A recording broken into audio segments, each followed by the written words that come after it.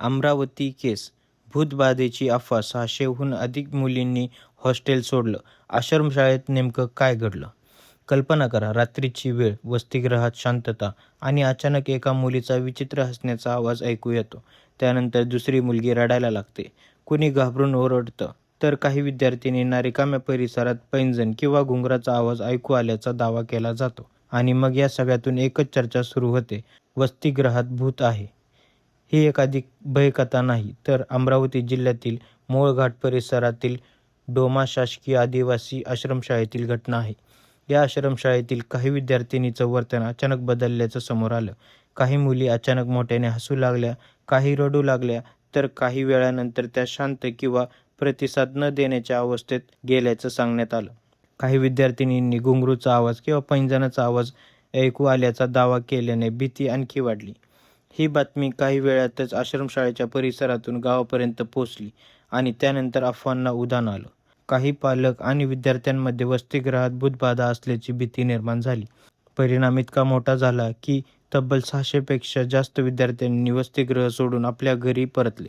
उपलब्ध वृत्तानुसार डोमा येथील या आदिवासी शाळेत एकूण 608 विद्यार्थिनींचा समावेश होता आणि काही दिवसातच जवळपास संपूर्ण वसतिगृह रिकामं झालं. पण आता सर्वात मोठा प्रश्न, खरंच या आश्रमशाळेत भूत होता का? प्रशासन आणि आरोग्य अधिकाऱ्यांनी केलेल्या तपासणीत कोणत्याही अलौकिक शक्तीचा पुरावा आढळल्याचं समोर आलं नाही. डॉक्टरांनी या प्रकरणामागे मानसिक ताण, भीती आणि चिंता यामुळे निर्माण झालेल्या सामूहिक मानसिक प्रक्रिया असण्याची शक्यता व्यक्त केली आहे. दरम्यान काही पालकांनी आश्रमशाळेच्या परिसरात मोहाचं झाड तोडल्यानंतर हा प्रकार सुरू झाल्याचा दावा केला. मात्र या शाळेचे मुख्याध्यापक संजय चौधरी यांनी हा दावा फेटाळला असून हे झाड सुमारे 6 वर्षांपूर्वी तोडण्यात आल्याचं सांगितलं आहे. या घटनेनंतर महाराष्ट्र अंधश्रद्धा निर्मूलन समितीच्या कार्यकर्त्यांनीही आश्रमशाळेत जाऊन विद्यार्थ्यांचं समुपदेशन सुरू केलं. विद्यार्थ्यांच्या मनातील भीती दूर करून त्यांना पुन्हा शाळेत आणण्याचा प्रयत्न करण्यात आला आणि समुपदेशनानंतर काही विद्यार्थी परतू लागल्याचं समोर आलं. मात्र या संपूर्ण घटनेमुळे आश्रमशाळेतील आणखी काही प्रश्नही समोर आले आहेत.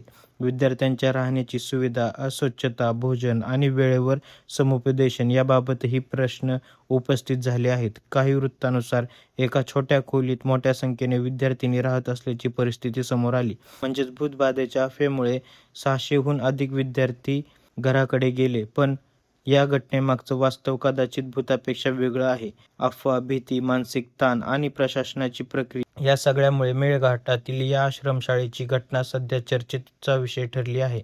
आता प्रश्न एकच, विद्यार्थिनींना नेमकं काय जाणवलं होतं आणि ही भीती एवढ्या प्रमाणात कशी पसरली? या घटनेचा तपास आणि विद्यार्थ्यांचं समुपदेशन पुढे काय निष्कर्ष देतं हे पाहणं महत्त्वाचं ठरणार आहे. धन्यवाद.